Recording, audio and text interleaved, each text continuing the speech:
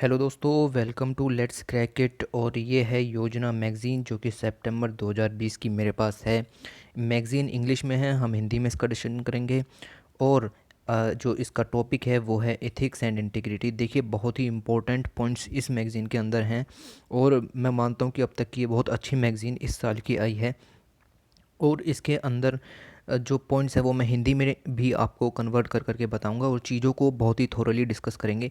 देखिए, GS paper 4 के लिए तो यह बहुत ही काम किया है, साथ ही जीएस पेपर 2 जो आपका गवर्नेंस वाला सेक्शन है उसके लिए तो वेरी मस्ट है, मतलब आपको पढ़नी ही पढ़नी है। तो स्टार्ट करते हैं मैगज़ीन को पढ़ना। देखिए, अब 22 रुपये की मैगज़ीन आती है, आप चाहें तो ख़रीद सकते हैं, लेकिन अगर आप ना चाहें तो आप नीचे एक लिंक दिया हुआ है, वहाँ से जा कर के पीडीएफ डाउनलोड कर सकते हैं, वहाँ पर फ्री ऑफ कॉस्ट पड़ी हुई है। ठीक है, तो डिस्कशन स्टार्ट करते हैं। देखिए, ये सब इसके अंदर टॉपिक्स हैं, इनको थोरली देखेंगे। और डिस्कशन स्टार्ट करने से पहले मैं बता दूं कि भाई चैनल को ज़रूर से सब्सक्राइब कर लेना। ठीक है, देखिए दूसरा पार्ट बनाने के लिए भी मोटिवेशन चाहिए होती है, तो वो सब के लिए देखिए थोड़ा सा सब्सक्रिप्शन बनता है और उसकी कोई फ़ीस भी नहीं लगती है। तो जाइए पहले सब्सक्रिप्शन करके आइए, उसके बाद ही डिस्कशन स्टार्ट होगा। Okay then. Okay okay, hope कर दिया होगा आपने।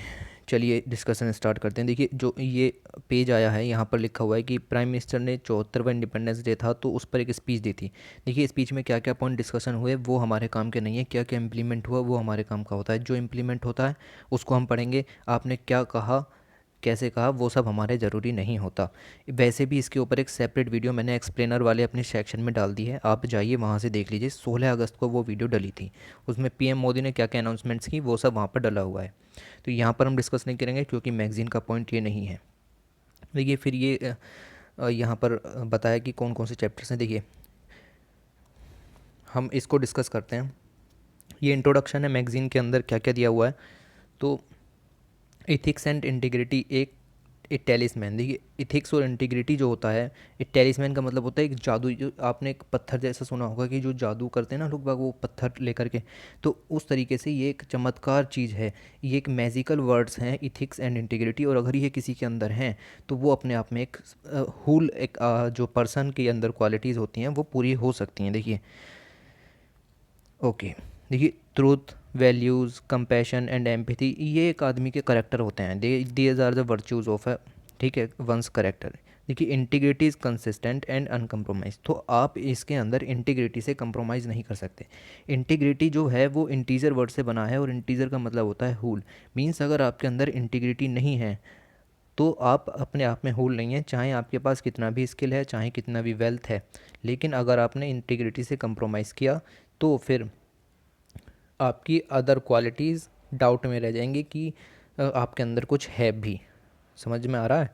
वेदर इट इज़ प्रोफेशनल, चाहे आप प्रोफेशनल लाइफ जी रहे हो, पर्सनल लाइफ जी रहे हो, कॉरपोरेट सेक्टर में हो या पब्लिक सेक्टर में हो, कितने भी ऊंचे हो, आप पर कितना भी पैसा हो, चाहे आप डेली वेजर वेजर हो, good conduct and ethics are irrespective. तो इसका एथिक्स से कोई लेना देना नहीं है कि आप कौन हो, कैसे हो, कि कहाँ रहते हो। Who you are and what you are dealing with. आपके अंदर एथिक्स की क्वालिटी होना बहुत ज़रूरी है, उससे कोई फ़र्क नहीं पड़ता आप अमीर हैं या गरीब हैं। देखिए, ब्रिटिश राइटर सीएस लुइस ने एक बात कही है, integrity is doing the right thing when no one is looking. क्या करते हैं आप जब कोई आपको नहीं देख रहा होता? चोरी करते हैं आप, चीटिंग करते हैं, जैसे आप ऑनलाइन टेस्ट देते हैं कि मैम तो देखने नहीं, साइड में आपकी किताब भी खुली पड़ती है। तो इंटीग्रिटी वो होता है जब कोई नहीं देख रहा होता तब भी आप अच्छी चीज़ें कर रहे हैं। तो बहुत ही अच्छी लाइन यहाँ पर दी हुई है, आप पेपर में यूज़ कर सकते हैं। दिस जजमेंट ऑफ राइट और wrong, what to do what not to do, how one ought to act from the ethics. तो ये सब एथिक्स है कि क्या करना है, कैसे करना है, क्या चीज़ सही है, क्या चीज़ गलत है। They are the moral principles which govern an individual. तो ये तो एक इंडिविजुअल के अंदर होनी चाहिए क्योंकि वो उसे गवर्न करते हैं। नाउ द क्वेश्चन में होकर that can differ from one person from the other.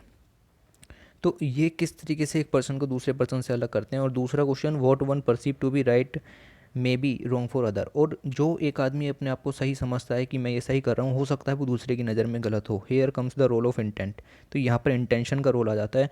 देखिए, आपके दिमाग में कुछ भी चल रहा हो, लेकिन अगर आपके मन में उस चीज़ को सही करने की इच्छा है तो आपके अंदर गुड इथिक्स है।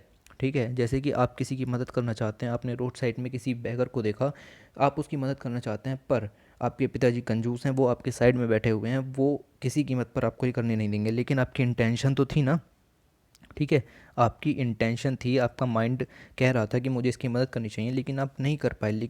तो इसका मतलब ये नहीं है कि आपके अंदर एथिक्स की कमी है, नहीं, आपका मोरल बिहेवियर बहुत हाई है, ठीक है।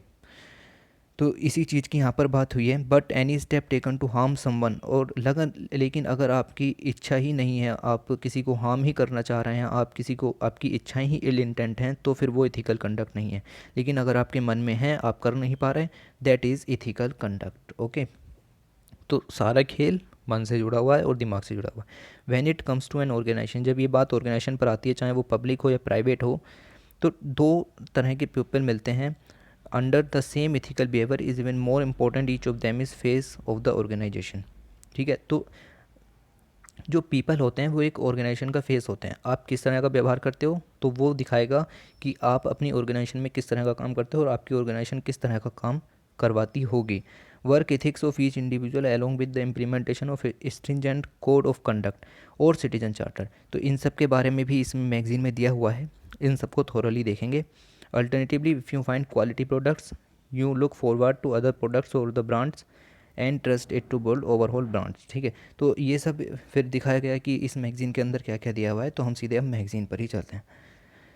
तो देखिए, first article national education policy के बारे में बताया गया है। देखिए, जो मैगज़ीन ये निकलती है, योजना, ये प्रो गवर्नमेंट मैगज़ीन है, तो एक भी बात इसमें गवर्नमेंट के अगेंस्ट नहीं लिखी जाएगी, वरना ये पब्लिश ही नहीं हो पाएगी। तो आप समझिए कि आपको इसमें सब कुछ प्रो गवर्नमेंट मिलेगा। आपको अगर एंटी गवर्नमेंट चीज़ें देखनी है तो वो आप प्राइवेट सेक्टर की किसी मैगजीन्स में देख सकते हैं। यहाँ पर हम प्रो गवर्नमेंट चीज़ों का ही डिस्कस करेंगे। देखिए, नेशनल एजुकेशन पॉलिसी 29 जुलाई 2020 को ये प्राइम मिनिस्टर मोदी जी ने रिलीज़ की, और रिलीज करने के बाद अब हम इसको आर्टिकल्स को देखते हैं।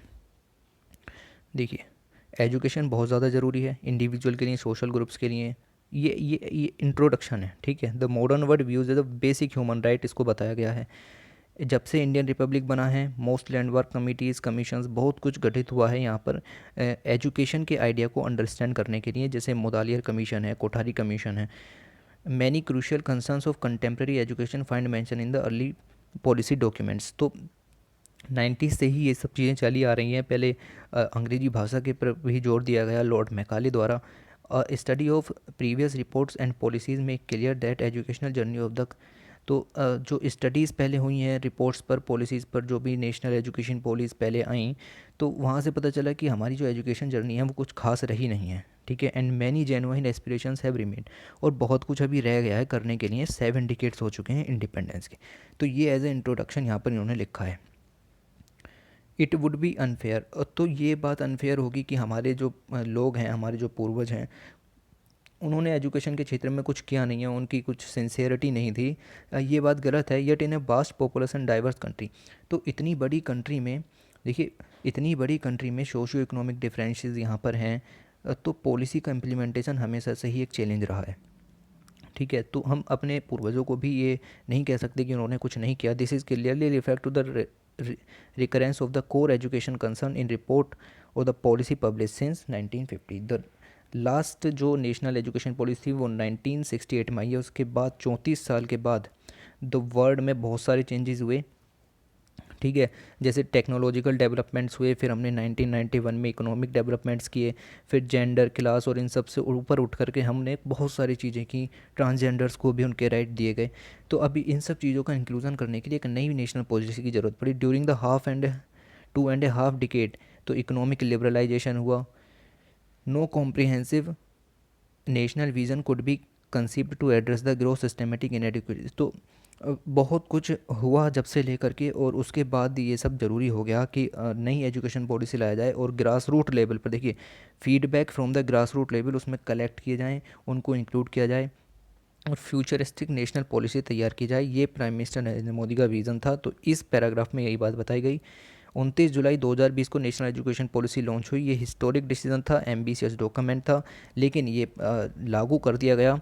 With an eye of the future it speaks to all aspect. तो नेशनल एजुकेशन पॉलिसी हर एक जो एस्पेक्ट है उसको नापती है our times. The policy is many way radically different from all its. तो ये पिछली जितनी भी पॉलिसी देखिए, 3 पॉलिसीज़ पहले आ चुकी हैं, उन सब से ये पॉलिसी बिल्कुल अलग है और एजुकेशनल रिक्वायरमेंट्स को एक नए तरीके से ये देखती है कि क्या ज़रूरत आज की कंट्री में है।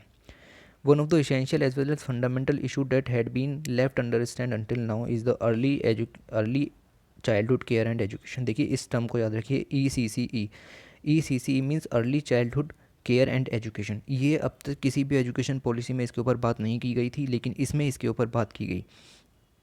The holistic development of any individual start with, देखिए नरिशमेंट बहुत ज़्यादा ज़रूरी है और नर्सरिंग बहुत ज़्यादा ज़रूरी है। मींस आपको पोषण मिलेगा तभी आप पढ़ पाएंगे, तो बच्चों के लिए ये सब करना बहुत ज़रूरी था, इसलिए ई का यहाँ पर प्रोविज़न लाया गया।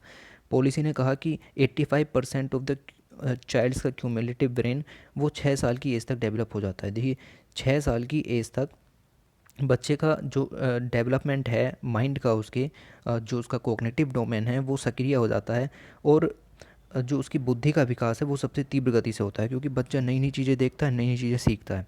तो this idea is based on strong evidence produced at, तो इस पर काफ़ी सारी रिसर्च हुई है, उसके बाद ही ये चीज़ें निकली हैं कि बच्चे का जो विकास है वो 6 साल की उम्र तक हो जाता है। उसका कोग्निटिव विकास होता है, इंटेलेक्चुअल विकास होता है, फिर स्किल एडवांसमेंट धीरे धीरे उसका करना पड़ता है। Unfortunately crores of children are still deprived of quality early education care and education due to various socio economic disadvantage. तो आज भी करोड़ों बच्चे ऐसे हैं जिनको इस चीज़ का पूरा फ़ायदा नहीं मिलता। तो इसी चीज़ को ध्यान में रखते हुए यहाँ पर मॉडल 10+2 को हटा करके 5+3+3+4 ये मॉडल लाया गया, और इस मॉडल को ई के अंदर लाया गया है, एंड स्कूलिंग।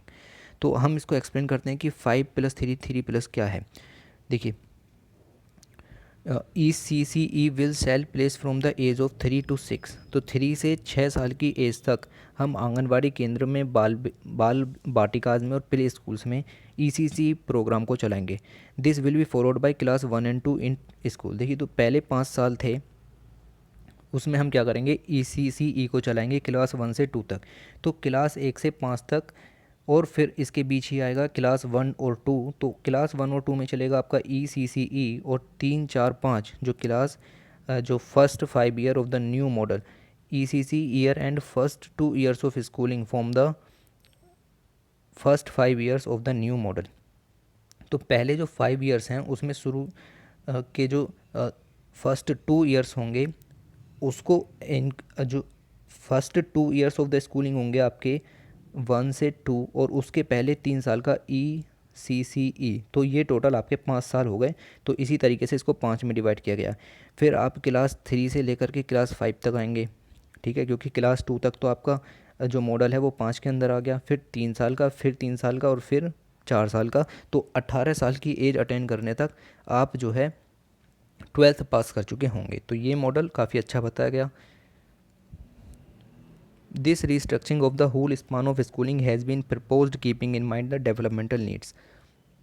तो साइकोलॉजिकल, इमोशनल, फिज़िकल, ठीक है, डेवलपमेंटल नीड्स को देखते हुए ये इस तरह का फैसला लिया गया। तो proposed structure is sync with the age range. तो एज रेंज के हिसाब से हमने इसको बांटा है कि 5 साल तक बच्चा ये करेगा, 3 साल तक ये करेगा, फिर 4 साल तक ये करेगा। As the policy propose overarching goals ensure universal access to high quality E. तो ई के यहाँ पर इंपॉर्टेंस को बहुत ज़्यादा महत्व दिया गया।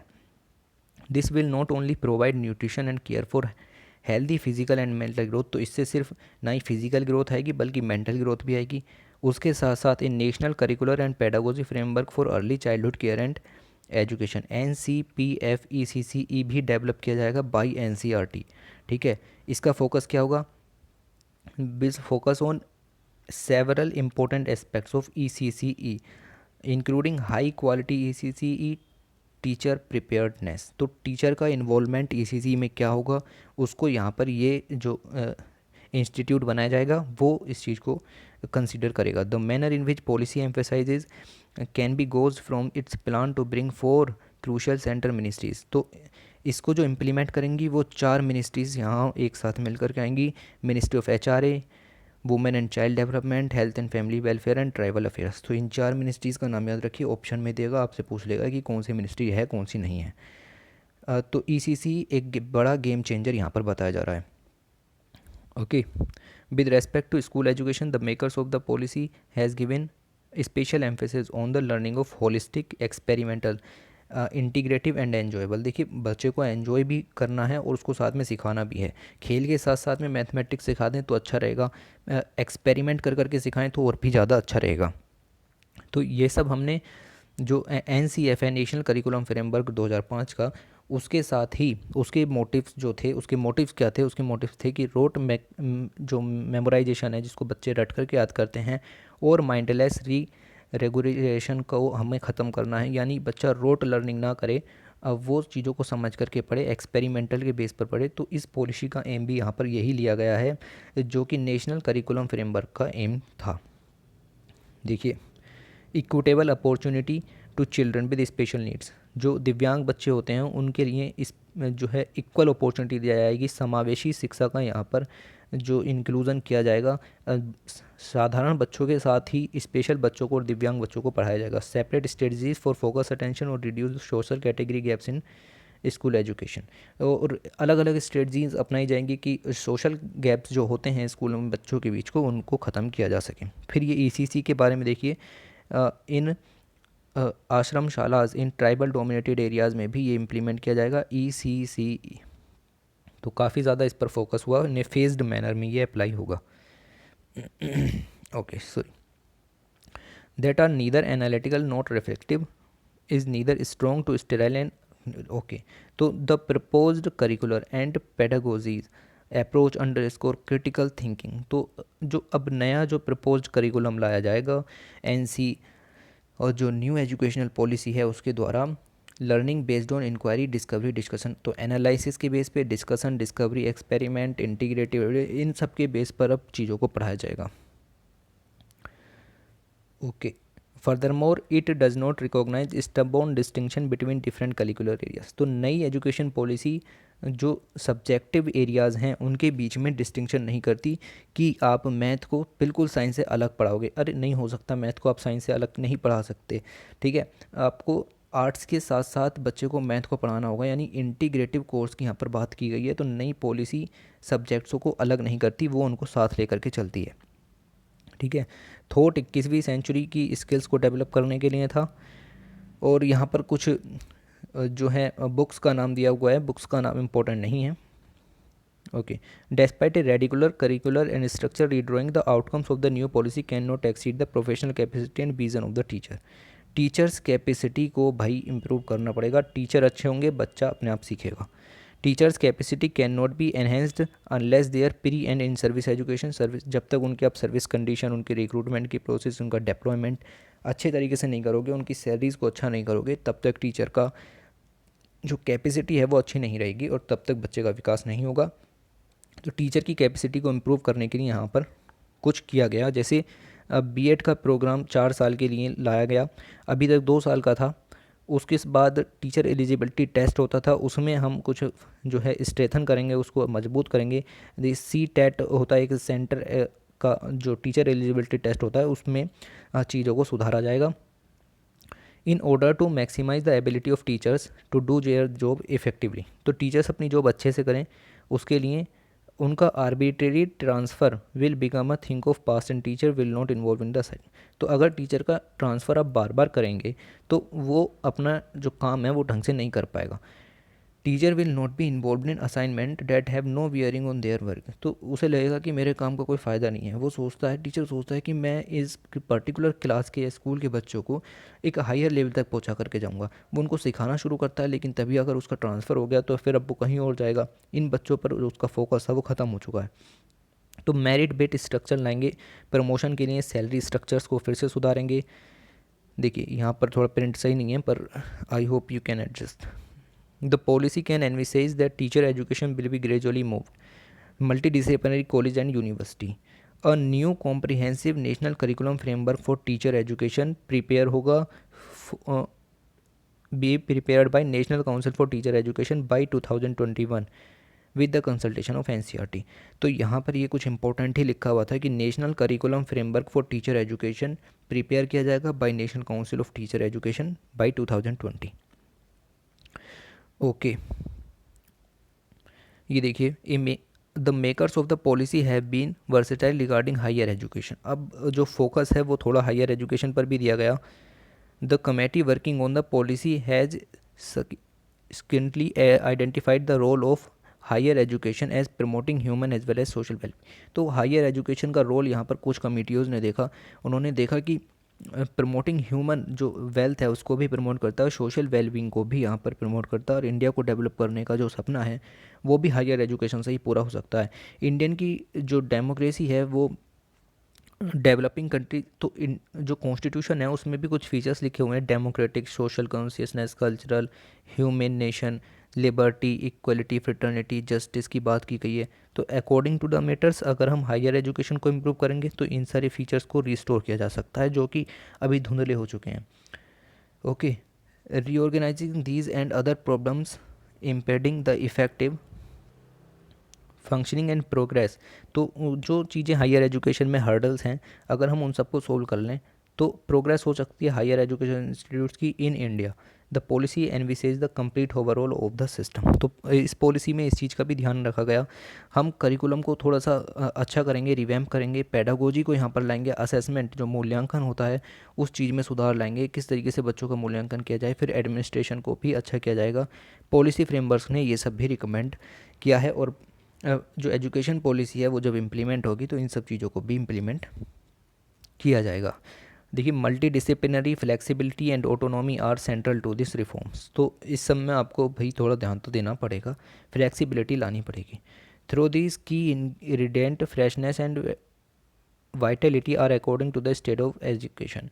The decision to do away with the adamantine walls, ठीक है, तो सब्जेक्टों के बीच में जो बेवजह की दीवारें खड़ी की जाती हैं, जैसे मैंने बताया कि आर्ट को आप मैथ से अलग करके पढ़ा रहे हैं या आर्ट को आप फिज़िक्स से अलग करके पढ़ा रहे हैं, तो वो सब गलत है ना। मैथ को आप फिज़िक्स से अलग पढ़ा रहे हैं, जबकि मैथ और फिज़िक्स अगर हम हायर एजुकेशन में देखें तो दोनों बहुत ज़्यादा कोरिलेटेड हैं, तो क्यों ना शुरू से ही पढ़ाया जाए।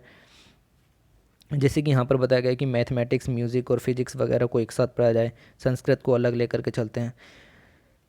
द पॉलिसी ने एक चीज़ और प्रपोज की, integrated engineering course such as IITs with the arts and humanistic. तो आईआईटी में आपको पता है इंजीनियरिंग की पढ़ाई होती है, हम उसके साथ आर्ट्स को भी इंक्लूड करेंगे। देखिए, जो आईआईटी वाला बच्चा उसको आर्ट्स में या ह्यूमैनिटीज़ में कोई ज़्यादा इंटरेस्ट नहीं होता, तो हम उनको इंक्लूड करेंगे और उनको एक एथिकल पर्सन के रूप में वहाँ से एक अच्छा जो नागरिक है वो भी बना करके भेजेंगे। Okay, the principal thrust of the policy to curb fragmentation of higher education through restructuring higher education institution into large multidisciplinary universities। तो higher education institution को large multidisciplinary universities में बनाएंगे, and higher education institute clusters और knowledge hubs यहाँ पर बनाए जाएंगे। ठीक है, अभी टॉय हब की बात मोदी जी ने की थी, उसके बाद प्रोटेस्ट वगैरह भी हुए थोड़े थोड़े से, तो उसके ऊपर ही देखिए ये अच्छा डिसीजन यहाँ पर था कि नॉलेज हब भी बनाया जाएगा। दो all multidisciplinary universities are carry out teaching, research होगी उनमें और काफ़ी ज़्यादा रिसर्च वगैरह भी उनमें होगी। देखिए, रिसर्च बहुत ज़रूरी है, अगर आपको नॉलेज क्रिएशन करनी है, नॉलेज क्रिएशन की फाउंडेशन रखनी है, तो रिसर्च एक बहुत अच्छा रोल प्ले करती है। Research both in fundamental and applied discipline is essential for progress. तो रिसर्च बहुत ज़्यादा ज़रूरी है। नेशनल रिसर्च फाउंडेशन बनाया गया, पॉलिसी इस नेशनल एजुकेशन पॉलिसी के अंदर एक नेशनल रिसर्च फाउंडेशन बनाया जाएगा। फाउंडेशन क्या करेगा, culture of research to permeate through our universities.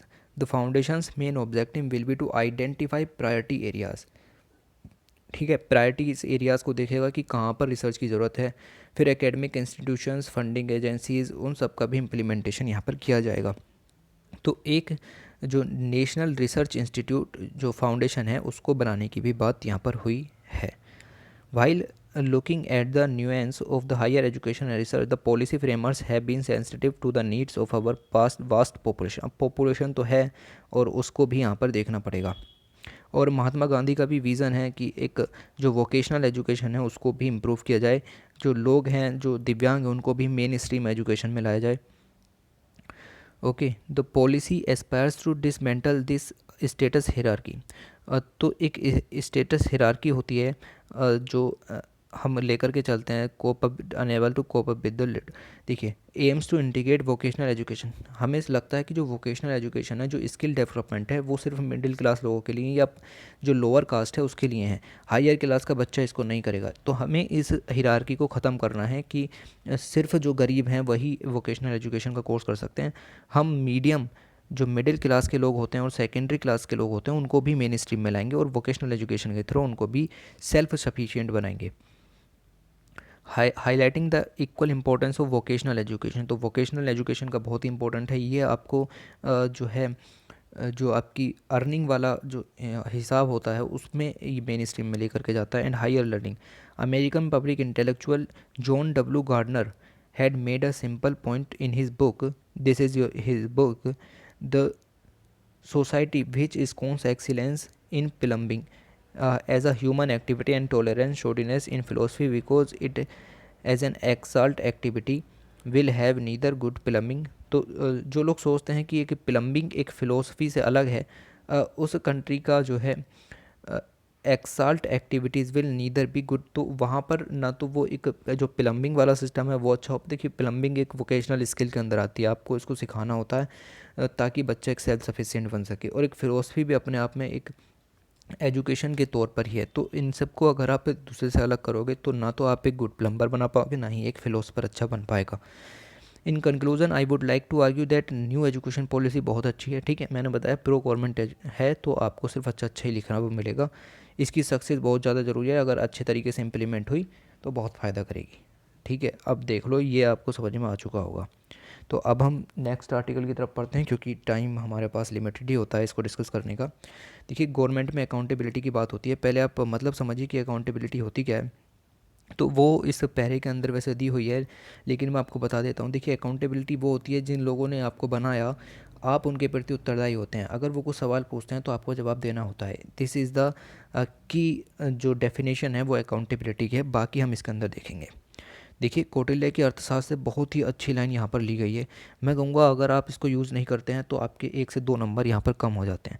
Just as it is impossible to know. देखिए, जैसे एक मछली पानी में तैरती है तो आपको पता नहीं चलता कि वो पानी को पी भी रही है। He is water is drinking it, ठीक है, तो वो पानी को पी भी रही है। ऐसे ही ये भी जानना मुश्किल है कि एक मेन स्ट्रीम में जो गवर्नमेंट सर्वेंट है वो अपनी जॉब तो कर ही रहा है, लेकिन क्या वो मनी का इनएप्रोप्रिएट यूज़ भी कर रहा है। तो ये आपको दिखाई नहीं देगा, लेकिन इसी को ही करप्शन का नाम दिया जाता है कि मिस एप्रोप्रिएट यूज़ अगर वो बंदा कर रहा है और आपको दिखाई नहीं दे रहा, तो ये करप्शन है।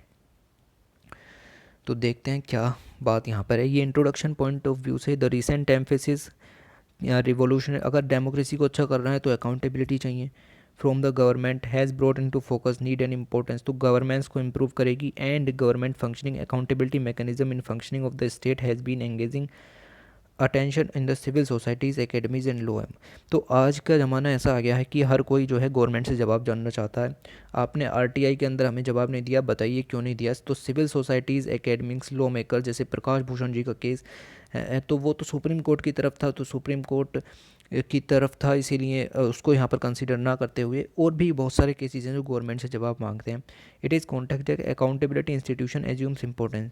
तो अब ये जो अकाउंटेबिलिटी है उसके लिए जो इंस्टीट्यूशन बने होते हैं जो गवर्नमेंट से अकाउंटेबिलिटी की मांग करते हैं, उनका इंपॉर्टेंस बढ़ता जा रहा है और ये गुड गवर्नेंस का कोर भी है। देखिए, आप जवाब मांगेंगे, गवर्नमेंट जवाब देगी, तो आपको लगेगा, तो गवर्नमेंट को भी लगेगा कि हम कुछ अच्छा कर रहे हैं, और जो सिटीजन्स हैं, जो स्टेक होल्डर्स हैं, उन्हें भी लगेगा कि हाँ, गवर्नमेंट हमारे सवालों का जवाब दे रही है और ये अच्छा गुड गवर्नेंस है। तो इसी को गुड गवर्नेंस कहा जाता है।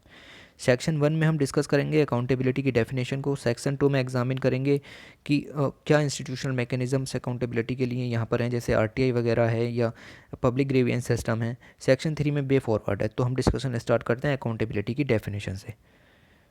देखिए, ये अकाउंटेबिलिटी की यहाँ पर डेफिनेशंस दी हुई हैं, आप इसको नोट कीजिएगा, मैं बता रहा हूँ, आप इसको नोट कीजिएगा, ठीक है।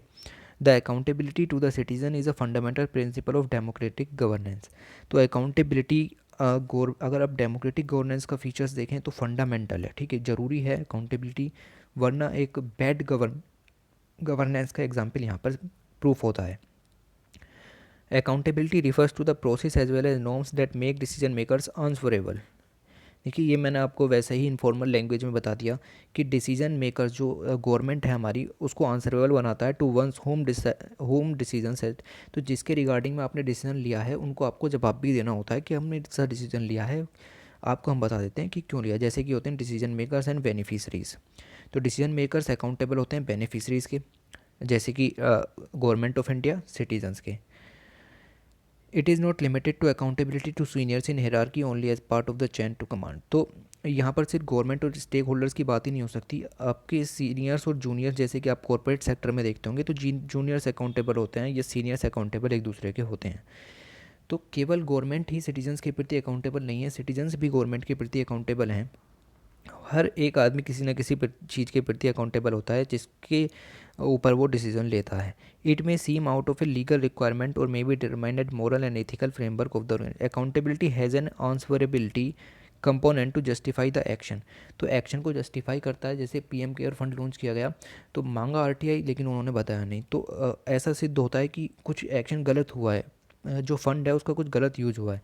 ठीक है, तो unjustified use of the fund यहाँ पर जो लोगों के दिमाग में है वो डाला गया, जबकि आप अगर एक्शन का जवाब सही से दे देते तो लगता कि हाँ फंड सही है, यूज़ हुआ है।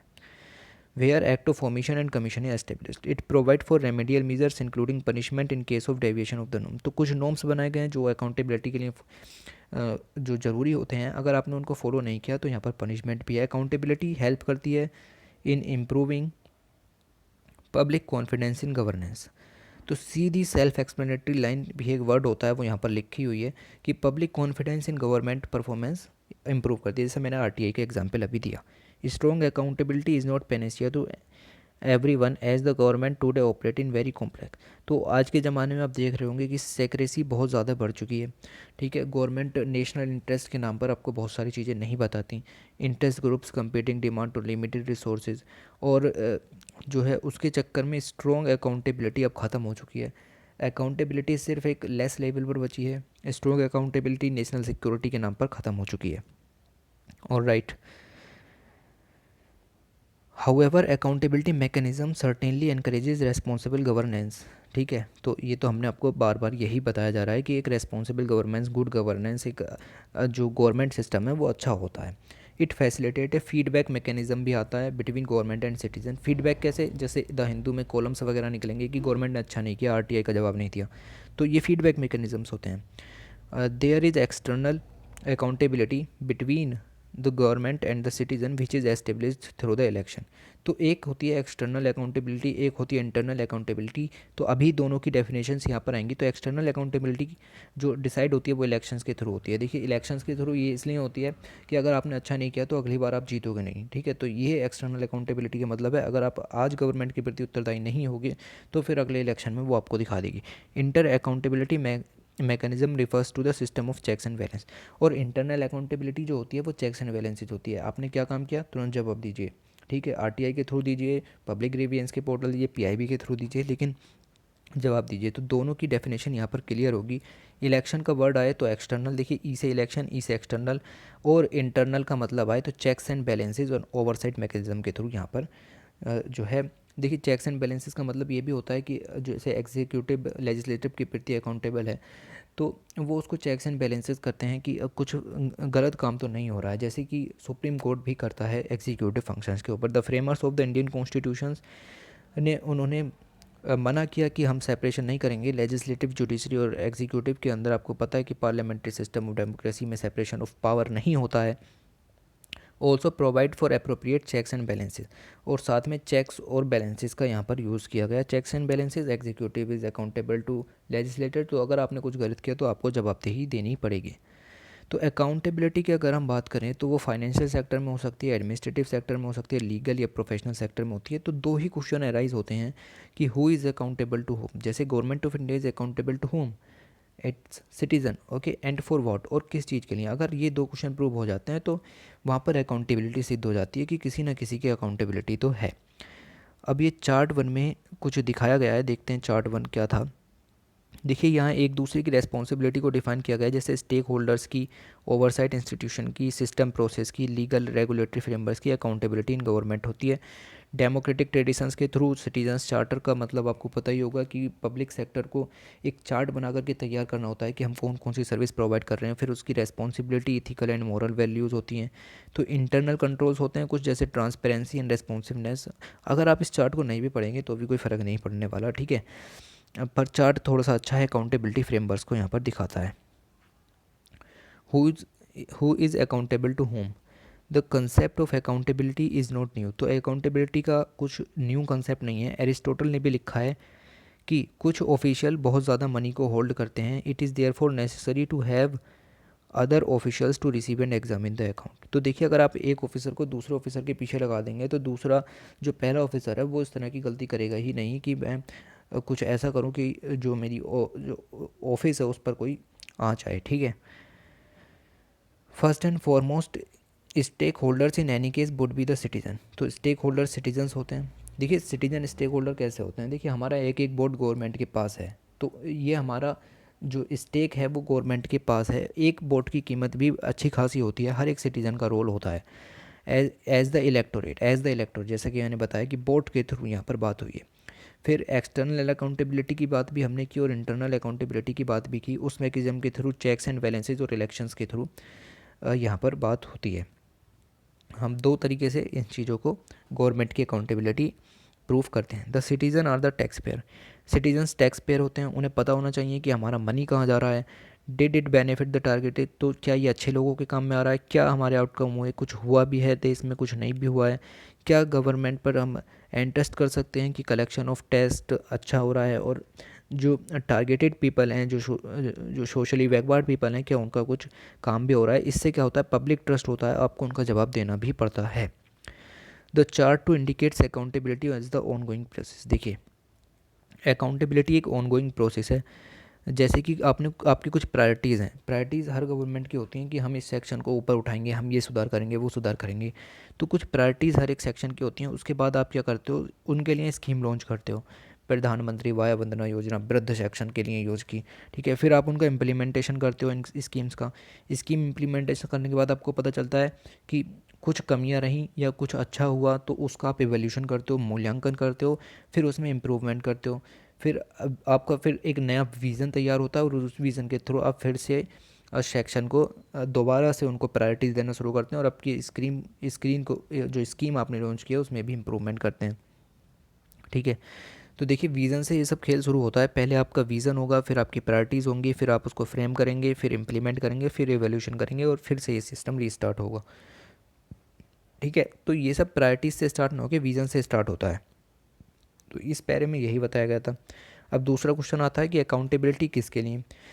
Accountability is essential and obligation to give an account of action. तो आपने क्या एक्शन लिए, क्या डिसीजंस लिए, to the public by the person in authority to stakeholders who are impacted. तो आपने जो डिसीजन लिए उससे जो लोग इम्पैक्ट हो रहे हैं, आपकी अकाउंटेबिलिटी उनकी तरफ बनती है। गवर्नमेंट ऑफ इंडिया कोई भी डिसीजन ले उसका सीधा इम्पैक्ट इस पर जाएगा, सिटीजन्स ऑफ इंडिया पर।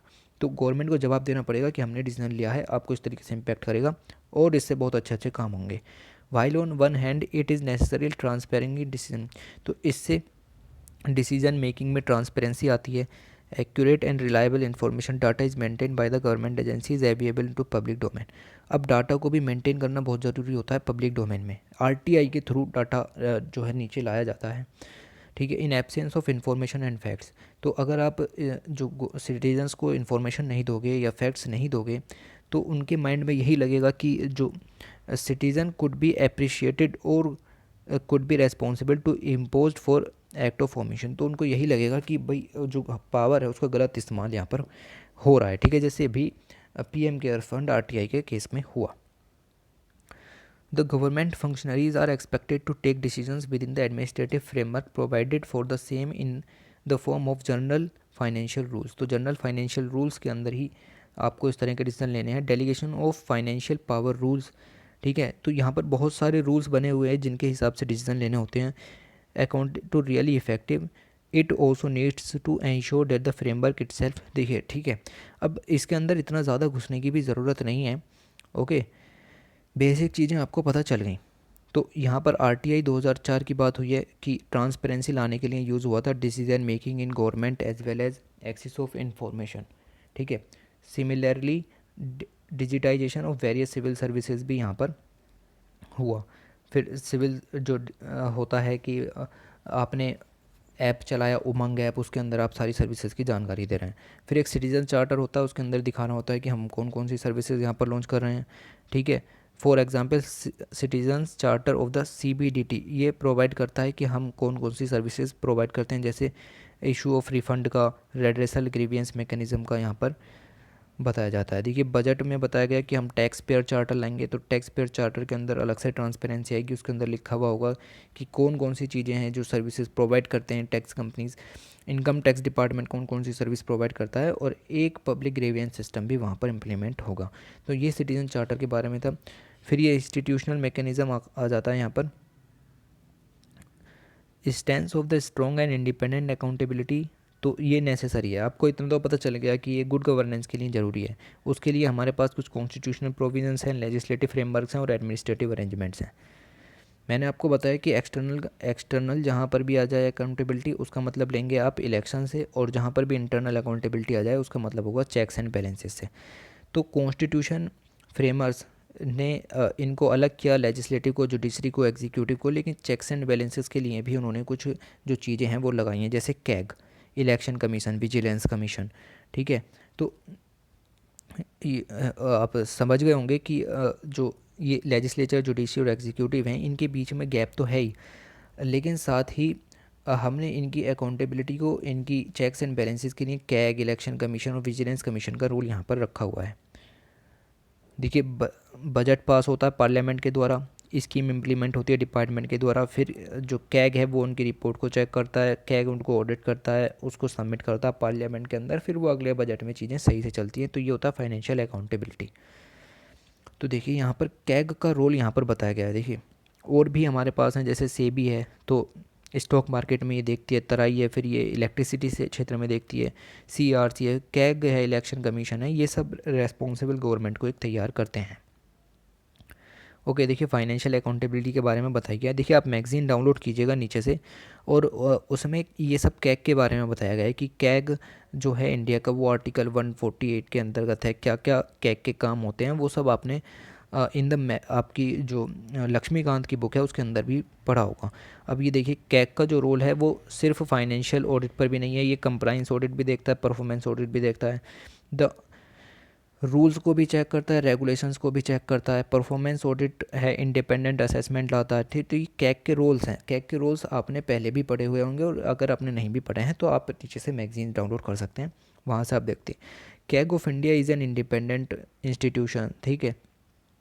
तो यहाँ पर यही सब चीज़ें कही गई हैं, और यहाँ पर बे फॉरवर्ड बात की गई है कि accountability is necessary condition for good governance through not necessary sufficient condition.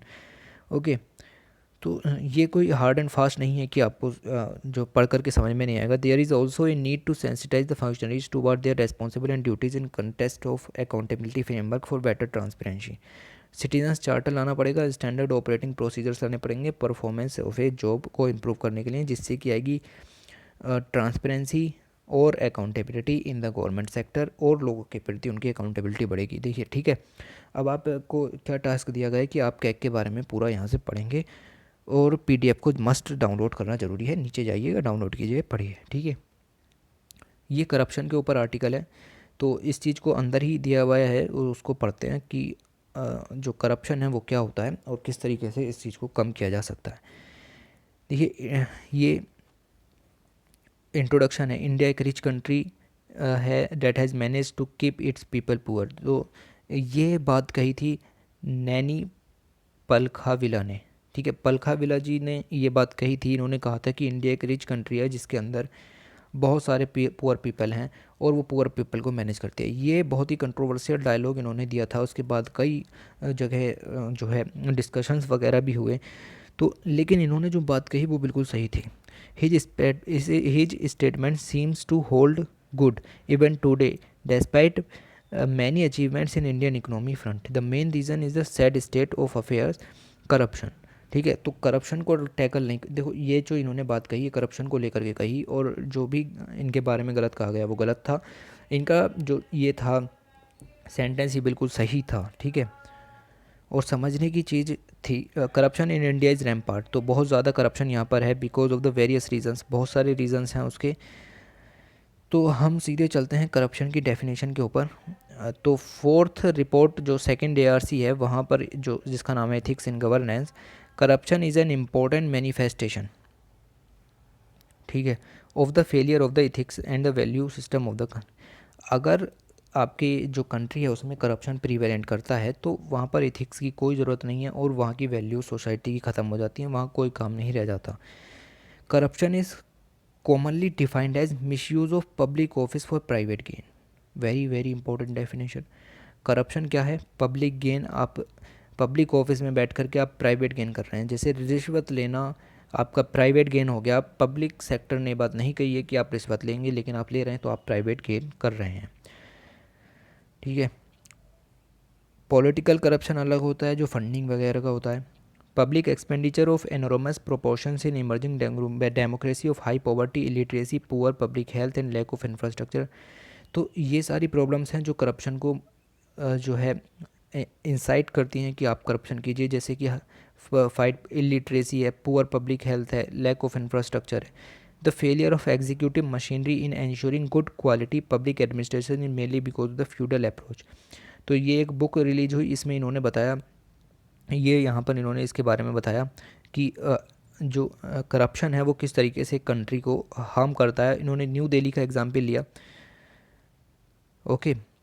तो यहाँ पर इन्होंने इस चीज़ को बताया। देखिए इतना बड़ा पैरा ना ही आपको पढ़ना है, ना कि आपको याद करने की ज़रूरत है, ठीक है। आप मैगज़ीन डाउनलोड कीजिएगा, वहाँ से पढ़ लीजिएगा, कुछ हार्ड फास्ट लिखा हुआ नहीं था उसमें। The second floor contributing to corruption thriving in country is the over centralised administrative system. तो हमने एडमिनिस्ट्रेटिव सिस्टम को बहुत ज़्यादा सेंट्रलाइज कर रखा है। देखिए जो नीचे वाले लोग हैं, जो ग्राउंड लेवल पर वर्क करते हैं, उनको पैसा सेंटर से आएगा या स्टेट से आएगा। अब उनको पैसा चाहिए तो वो करप्शन करते हैं। The legacy of the colonial rule and also due to inadequate leadership in the new administrative system. There is therefore an urgent need to review and simplify the laws and the rules so as to decentralize decision making. Decentralize decision making का मतलब क्या है कि आप centre से decision मत दीजिए नीचे के लिए, आप लोकल सेल्फ गवर्नमेंट को पावर दीजिए कि वो डिसीजन टेकिंग में इन्वॉल्व रहें। बात समझ रहे हैं ना? तो यहाँ पर डिसेंट्रलाइजेशन ऑफ पावर की बात की गई है। आगे चलते हैं, देखते हैं और क्या क्या दिया हुआ है। ओके, देखिए इस पैरे के अंदर जो कुछ भी दिया हुआ है वो मैंने आपको पहले ही बता दिया। इस पैरे के अंदर ये दिया हुआ है कि लोकल सेल्फ बॉडीज़ जो हैं, जैसे हमने पंचायती राज प्रोग्राम चलाया, तो जो पावर है उनको पहुंचाई जाए। हम नीचे जो है पैसा भेजते हैं, स्टेट्स क्या करते हैं, नीचे पैसा भेजते हैं, लेकिन पैसे का जो टैक्स कलेक्शन का सिस्टम है वो पंचायती राज इंस्टीट्यूशंस को दिया जाए और वो नीचे कलेक्शन करके ऊपर भेजें, तो ये मेरे हिसाब से अच्छा होगा। और यही बात इसमें बताई गई है। डिसेंट्रलाइज्ड पावर का मतलब ये है कि करप्शन को मिनिमाइज़ किया जा सकता है, ठीक है।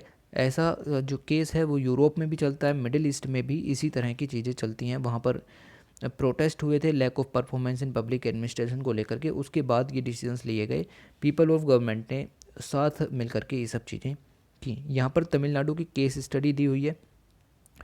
A panchayat in Coimbatore district Tamil Nadu was able to raise fund by generating wind energy to meet the needs of village and to distribute the surplus of the earth. तो पंचायत ने ये सब जो फैसले लिए विंड एनर्जी को मीट करने के लिए, रेज फंड किए, फंड रेज किया वहाँ पर। तो पावर अगर जो लोकल गवर्नमेंट है उसको दी जाए तो ज़्यादा बेहतर रहेगा। Reducing the man power in government office by outsourcing important public services will with adequate check and effective monitoring will no doubt go long as a way to improve the quality of public service. The surplus officials as a result of this measure will have to be absorbed within the government against future vacancies and without, काम की चीज़ नहीं है, मत पढ़िएगा, okay. The working of government both and centre and state needs to be made time bound. तो जो services government चलाती है, जैसे पब्लिक ग्रीवियंस का सिस्टम है, तो वो सब टाइम बाउंड करना है कि इतने साल में, इतने समय में हम ये सब करके रहेंगे, उससे क्या होगा, करप्शन का चांस ही नहीं मिलेगा। When there is non compliance of time bound action the senior officials will have to be made accountable to so that monitoring with real effective. ठीक है, तो टाइम बाउंड एक्शंस होंगे तो करप्शन का कोई चांस नहीं मिलेगा। सीनियर ऑफिसर्स बहुत ज़्यादा इन्वॉल्व रहते हैं इन सब कामों में और उनको भी इन चीज़ों का मौका नहीं मिलेगा, क्योंकि एक टाइम बाउंड मैनर होगा, उनका सारा फोकस अपने वर्क की तरफ ही होगा। Another important field requiring urgent actions, तो एक फील्ड और है जहाँ पर अर्जेंट एक्शंस की हमें ज़रूरत है। Unfortunately the respect of rule of law as well as the civil and servant specially in the matters relating to the law and others can not be set as active. तो जो citizens हैं और जो civil servants हैं जो government के अंदर work करते हैं, वो रूल ऑफ लॉ के हिसाब से भी काम नहीं करते। बात समझ रहे हैं? रूल ऑफ लॉ का मतलब होता है according to what is written in constitution और according to what is written in the laws passed by executive. ठीक है, तो उनके हिसाब से भी यहाँ पर काम नहीं होता। ओके, देखिए इन्वेस्टिंग अथॉरिटीज़ भी कुछ खास तरीके से काम नहीं करती हैं और मीडिया का रोल भी यहाँ पर डिग्रेड होता चला जा रहा है, तो उस सबको यहाँ पर सुधारने की ज़रूरत है। Similarly supreme court is already have guidelines to various state to implement police reforms. तो police reforms means executive functions को सुधारने की बात सुप्रीम कोर्ट ने खुद कही कि क्रिमिनल जस्टिस रिफॉर्म सिस्टम यहाँ पर चाहिएगा। To quote late mister P A Sangma former speaker of Lok Sabha on the occasion of the 15th anniversary of independence. तो इंडिया के इंडिपेंडेंस की 15th एनिवर्सरी पे पी ए संगमा जी ने ये बात कही थी।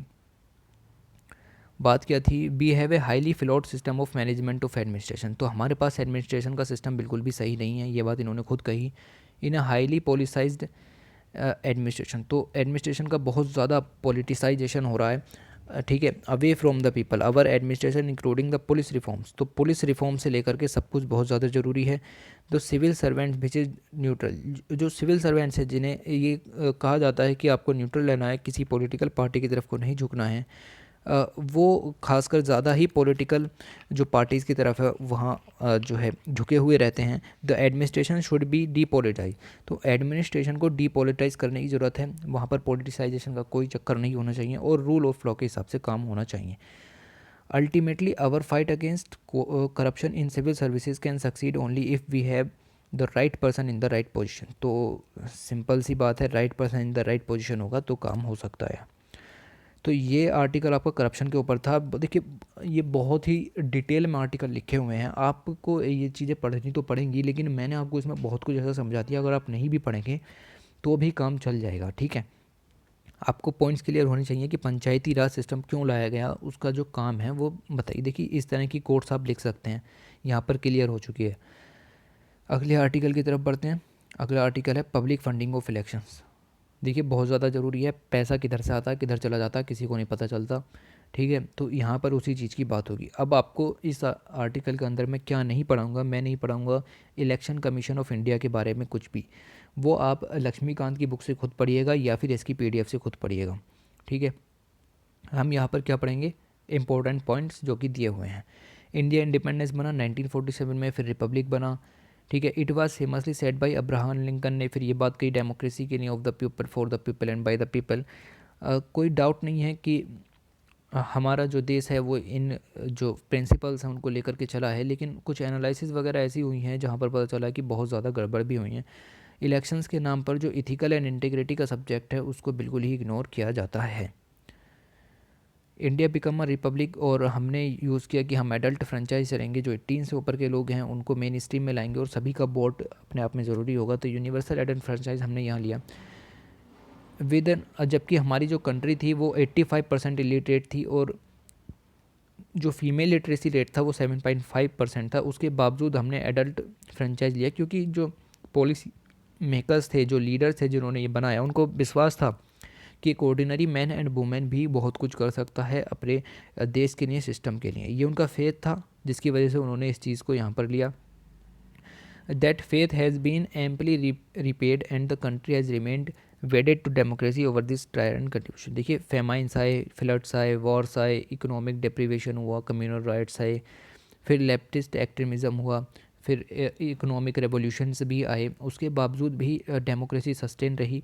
तो इसी चीज़ को कहा गया है कि लीडर्स ने कुछ सोचकर ही ये चीज़ें डाली हैं। Note western means despite dark prognostications, तो इतनी सारी चीज़ें आई, उसके बाद भी सिटीजन्स ऑफ इंडिया का जो डेमोक्रेसी में फेथ है वो नहीं टूटा। और आज 70 साल हो चुके हैं, 17 जनरल इलेक्शंस निकल चुके हैं, मीन्स लोकसभा के इलेक्शंस निकल चुके हैं, और 350 स्टेट असेंबलीज़ के जो इलेक्शंस हैं वो डेमोक्रेसी के बेस पर हो चुके हैं, लेकिन अभी तक भी हमारी डेमोक्रेसी सस्टेन करती है।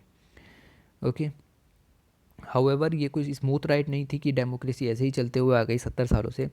फोर्थ लोकसभा इलेक्शन हुई, जो फोर्थ लोकसभा इलेक्शन थे 1967 में, party hopping by elected represent frequent phenomena, this game a dark period. फिर इमरजेंसी का पीरियड आया और extension the life of Lok Sabha, but the nation quickly overcome the hurdles. तो इमरजेंसी के टाइम पर आपको पता है कि कोई लोकसभा 2 साल की, फिर 3 साल की, तो लोकसभा का जो पीरियड है वो ख़त्म होता चला गया था, लेकिन हम इस सब से भी बाहर आए। और while democracy was restored, democracy तो अपनी जगह पर आ गई, लेकिन जो माल प्रैक्टिस थी वो शुरू हो गई, जैसे vote buying, like imitation of voter, ठीक है। तो गैंग्स ऑफ वासेपुर आपने देखी होगी, उसमें किस तरीके से वोटों के साथ छेड़छाड़ हुई आपने देखा होगा, पेट्रोल डाल करके टंकी में आग लगा देते थे, ठीक है। फिर हम लाए ईवीएम, ईवीएम के बाद paper trail means VVPAT machine हम यहाँ पर लेकर के आए। तो अब ये काफ़ी ज़्यादा अच्छी चीज़ें यहाँ पर चल रही हैं, फ्री एंड फेयर इलेक्शंस होने शुरू हो गए हैं। आगे चलते हैं, देखते हैं और क्या चीज़ इंपॉर्टेंट है। अब हमारे यहाँ पीरियोडिकली इलेक्शंस होते हैं, but the quality of elections not the mere the fact has held periodically will decide whether they are free और फेयर। देखिए, इलेक्शंस फ्री हो ना हो लेकिन दिखने चाहिए, ठीक है। फेयर इलेक्शंस हों या ना हो लेकिन दिखने चाहिए, यही मोटिव होता है हर किसी एजेंसी का, हर किसी गवर्नमेंट का।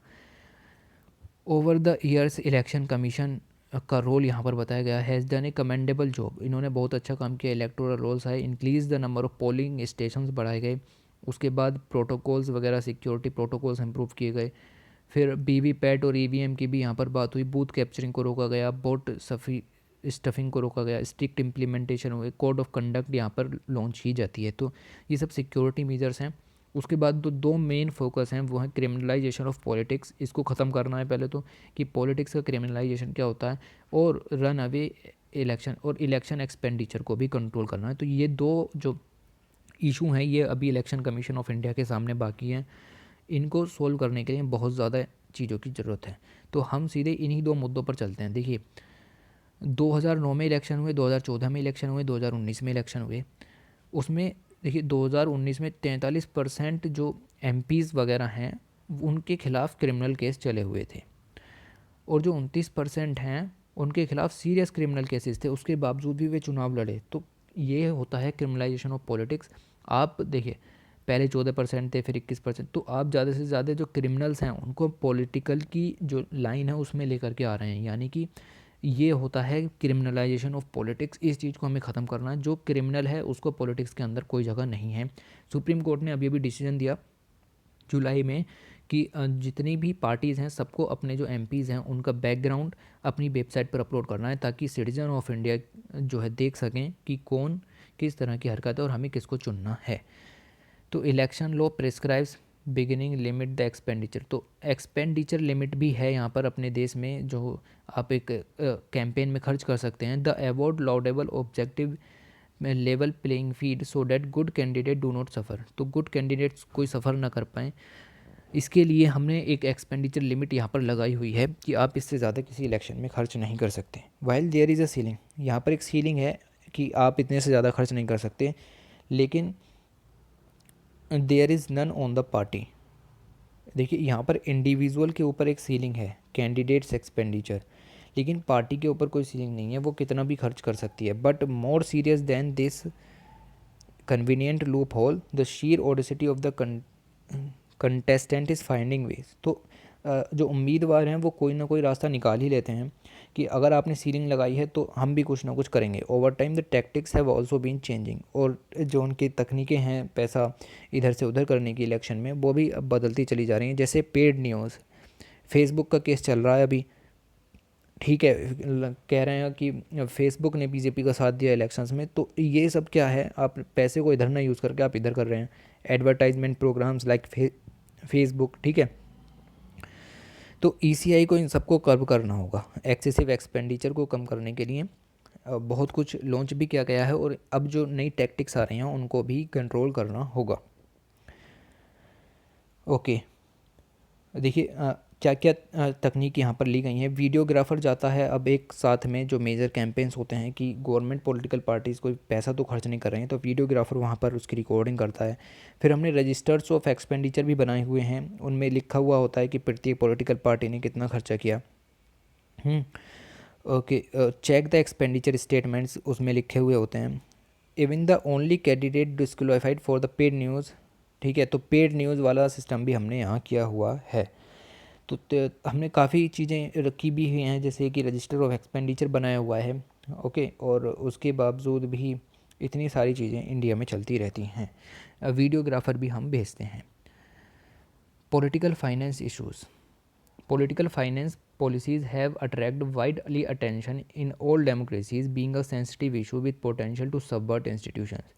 Many democracy countries have legislated to regulate party and election finances. ठीक है, इन इंडिया आपके एक्सपेंडिचर पे एक सीलिंग लगी हुई है, and for parties to submit accounts annually to ECI, और पार्टीज़ को सबमिट भी करने होते हैं अपने accounts election commission of India के पास डेली बेसिस पर। ओके, डेली मीन्स एक रेगुलर बेसिस पर। सिमिलर प्रोविजंस एग्जिस्ट करते हैं यूके में, पर यूके में इनका एक बेटर कंप्लायंस होता है और इंडिया में इनका बेटर कंप्लायंस नहीं होता। देखिए रूल्स हमारे पास बहुत सारे हैं, सारा मुद्दा इसी के ऊपर आता है कि हम कंप्लायंस क्या कर रहे हैं। In India two developments have taken place in the arena, one is steady increase in the number of those with. तो इंडिया में देखिए क्या प्रॉब्लम्स है, जो दो बहुत बड़ी प्रॉब्लम्स अभी बताई गई। नंबर एक तो यही कि क्रिमिनल एंटीसीडेंट्स बहुत ज़्यादा बढ़ते जा रहे हैं, और दूसरा deep pockets means expenditure control करना पड़ेगा। अब ये एक लुक दिया है कि MPs with more than 1 crore asset. अब किसी एमपी के पास 1 करोड़ से ज़्यादा की एसेट है तो वो चर्चा में तो आएगा ही। जैसे 2009 में 58% एमपीज ऐसे थे जिनके पास 1 करोड़ से ज़्यादा एसेट थी, और वो बढ़ करके 2019 में 88% हो गए। तो क्या लगता है कि कैसे ये इतने ज़्यादा बढ़ गए और इन पर इतना ज़्यादा पैसा कैसे आया? अब ये बहुत ज़्यादा डाटा यहाँ पर दिया हुआ है, इस सबकी ज़रूरत नहीं है। ओके, आगे देखते हैं। Giving this fact it is difficult to believe that anyone who merely has a burning desire to. देखिए अब ये बहुत ही डिफ़िकल्ट है बिलीव करना कि अगर कोई पब्लिक के लिए कुछ करना चाहता है without the bargaining pursue to match and can ever aspire to an MP and MLA, तो फिर इस तरह की जो हरकत हैं डीप पॉकेट वाली, इन सबको ख़त्म करना पड़ेगा। It may seem utopian and curly to say that ceiling of expenditure of individual candidate meets any purpose. तो यहाँ पर जो ये इंडिविजुअल सीलिंग वाला किस्सा है, ये कुछ ज़्यादा सिद्ध नहीं हुआ, ये कुछ फ़ायदेमंद नहीं हुआ। ठीक है, इसका कुछ पर्पज़ यहाँ पर निकल करके नहीं आता है। ओके, और राइट, आगे देखते हैं। पार्टी फाइनेंसेस, देखिए एक party while the law requires reporting details of donations एवं रेस 20,000, तो 20,000 से ऊपर अगर आप किसी भी पार्टी में खर्च करते हैं तो आपको उसकी जानकारी ईसीआई को देनी है। लेकिन 90% रिसीप्ट इससे कम ही दिखाते हैं और कहते हैं हमने तो 20,000 भी खर्च नहीं किए, हमने तो इससे कम ही कम किए हैं, ये देख लो हमारा स्टेटमेंट। तो क्या हो रहा है, ये सब मैनिपुलेटिंग हो रही है डॉक्यूमेंट से। An attempt made 2013 allowed to under the income tax act. क्या हुआ, अच्छा, law was amended in 2003 permitting tax exemption to corporate donations. देखिए अगर कॉर्पोरेट सेक्टर डोनेट करता है किसी पॉलिटिकल पार्टी को तो हमने उसे इनकम टैक्स से एग्जेम्प्ट कर दिया 2003 में। अब इसके बाद बहुत ज़्यादा जो ब्लैक मनी है वो आने लगी, क्योंकि कॉर्पोरेट सेक्टर का नेक्सस बन गया गवर्नमेंट ऑफ इंडिया के साथ। बात समझ रहे हैं ना? Corporate have very to revealing their identity, तो कॉर्पोरेट्स को भी लगा कि भाई हमारी आइडेंटिटी रिवील ना हो जाए, for fear of incurring displeasure to one of the another party. मान लो हमने पैसा किसी पार्टी को दिया लेकिन सत्ता में दूसरी पार्टी आ गई तो फिर इनके कॉर्पोरेट सेक्टर को थोड़ा नुकसान पहुंच सकता है। इसलिए हम 2013 में अमेंडमेंट किया और हमने कहा कि कॉर्पोरेट सेक्टर जो भी पैसा देंगे गवर्नमेंट को वो काउंट नहीं होगा। ठीक है, उनकी जो आइडेंटिटी है वो क्लियर नहीं की जाएगी। फिर हम 2016 में इलेक्टोरल बॉन्ड्स लेकर के आए। ठीक है, और उस इलेक्टोरल बॉन्ड्स के बारे में आपने पढ़ा होगा, एसबीआई के थ्रू ही आप इनको ख़रीद सकते हैं। तो यही सब मुद्दा यहाँ पर था। और फिर हमें ये भी बताया गया कि जो नेक्सस होता है कॉरपोरेट और बिग डोनर्स के बीच में, बिटवीन और गवर्नमेंट के बीच में, पॉलिटिकल पार्टीज़ के बीच में, उसको भाई यहाँ बहुत ज़्यादा ख़त्म करने की ज़रूरत है। उसके लिए क्या ज़रूरी है? उसके लिए वही ज़रूरी है कि डिसेंट्रलाइजेशन ऑफ पावर किया जाए, लोकल अर्बन बॉडीज़ को ये जो इशू है वो दिया जाए, स्टेट्स को भी थोड़ी सी पावर दी जाए। State funding of political parties की यहाँ पर बात हो रही है, ठीक है।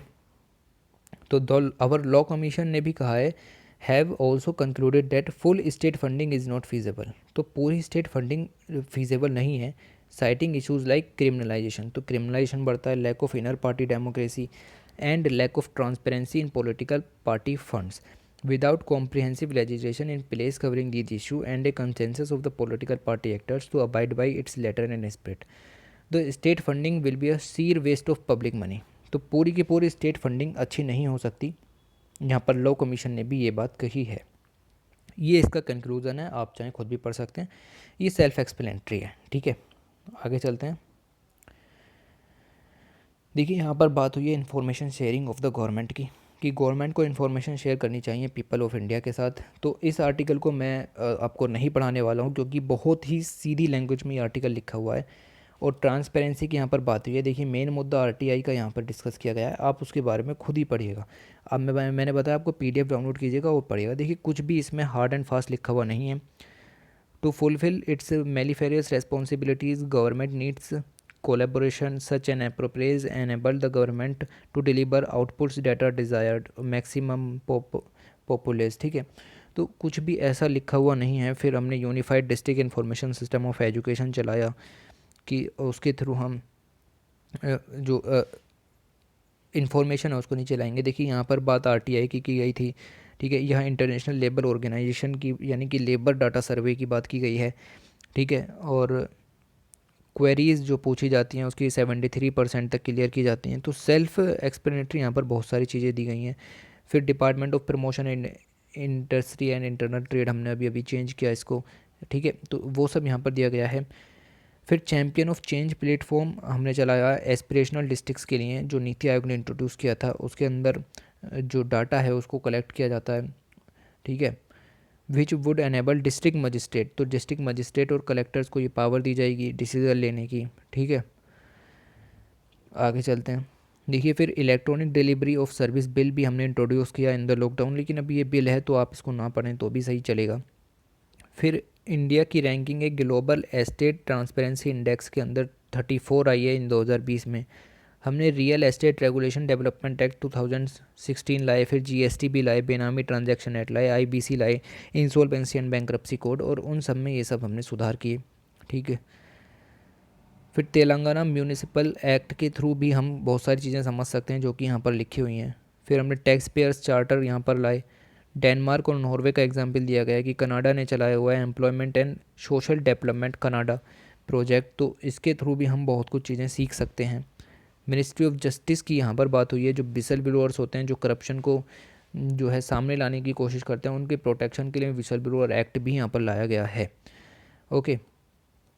तो यहाँ पर जो चीज़ें ज़रूरी हैं वो ये हैं कि जैसे रेगुलरिटी मेंटेन करनी बहुत ज़्यादा ज़रूरी है। उसके बाद stakeholders centric mean citizen क्या चाहते हैं, और मॉनिटरिंग एंड एवोल्यूशन ऑफ जो चीज़ें चलती हैं उनका मॉनिटरिंग एंड एवोल्यूशन भी बहुत ज़्यादा ज़रूरी है। तो ये पूरा का पूरा आर्टिकल देखिए सेल्फ था, आप इसको पूरा पढ़ सकते हैं, इसमें कोई दिक्कत नहीं आएगी, ये गारंटी है, ओके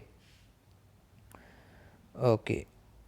इससे आगे का हम शायद कल ही पढ़ पाएंगे, अब नेक्स्ट वीडियो में इससे आगे का पढ़ेंगे, ठीक है। देखिए बहुत ही ज़्यादा हाईली अच्छी जो मैगज़ीन है, ये बहुत अच्छी मैगज़ीन आई है, तो इसको पढ़ना बहुत ज़रूरी है। इसके नीचे से हम बाद में डिस्कस करेंगे, एक एक पॉइंट हमने ऊपर डिस्कस किया, 2-3 चीज़ें हैं जो आपको खुद ही पढ़नी पड़ेंगी, हर कोई सब चीज़ें नहीं करवा सकता, ठीक है। तो इसके नीचे की चीज़ें हम पढ़ते हैं, ठीक है, बाद में पढ़ेंगे, ओके। तो फ़िलहाल हमने 20 पेज इस मैगज़ीन के देख लिए और बहुत ज़्यादा हमने डिस्कस किया इसमें, एक एक चीज़ आपको क्लियर करके बताई गई, नेशनल एजुकेशन पॉलिसी से लेकर के करप्शन तक की चार्जेस यहाँ पर प्रूफ कर दिए गए, ठीक है। तो ये मैगज़ीन का हमने लगभग आधा पार्ट कवर कर लिया है, 50 पेजेस हैं, हो जाएगी ये दूसरी तीसरी वीडियोस में कवर। तो ये पार्ट 1 आप समझ करके चलिए, और इसके अंदर इतना ही। चैनल को सब्सक्राइब ज़रूर कर लीजिएगा, क्योंकि अगली वीडियो भी आपको देखनी है, उसका नोटिफिकेशन भी आपके पास आ जाना चाहिए। तो चलिए चलते हैं फिर, इसमें इतना ही।